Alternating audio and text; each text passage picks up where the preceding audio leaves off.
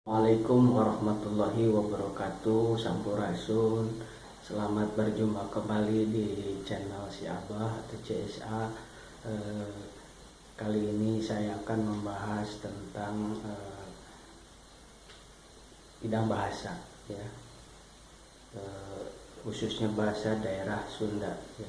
Bahasa Sunda itu adalah bahasa yang terbilang unik, ya. Kenapa bisa dibilang unik? Karena banyak kosakatanya, perbendaharaan katanya yang terkadang bisa membuat orang menjadi tersenyum atau tertawa, ya, gitu.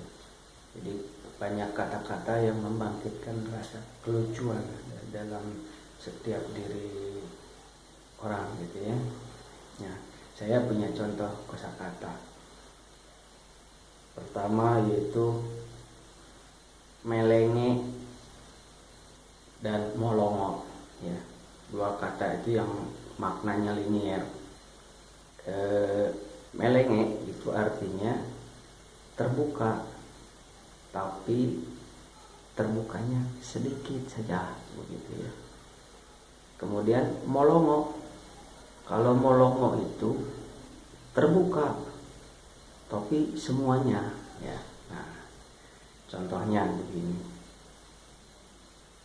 Panto melenge, berarti pintunya itu adalah pintu yang terbuka sedikit, jadi yang intipnya yang hanya bisa dimasuki tikus, gitu, ya. Itu namanya melenge.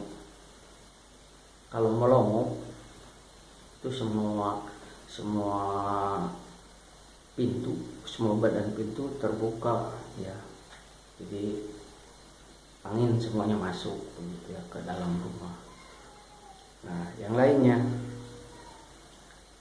jeletet, jeletot. Nah, kalau jeletet itu adalah pedas. Nah, jeletot juga pedas. Apa bedanya antara jeletet dan jeletot? Ya, jeletet itu pedasnya sedikit saja, ya. Jeletet dikit, tapi kesananya nggak ada. Contohnya makan cabai kecil, itu ngejeletet, ya. Tapi kalau ngejeletot itu pedasnya minta ampun. Contohnya ada yang jualan tahu jeletot, itu pedasnya luar biasa, mana tahan, gitu, ya. Jadi kayak cabai Brasil itu bikin ngejeletot, ya, bikin lidah itu jeletot, gitu, ya. Lah, itu. Kemudian ada lagi yang namanya kosakata dalam bahasa Sunda itu meletet dan molotot. Meletet artinya matanya terbuka sedikit. Biasanya orang yang sedang mengintip itu meletet. Nah, lalu ada melotot.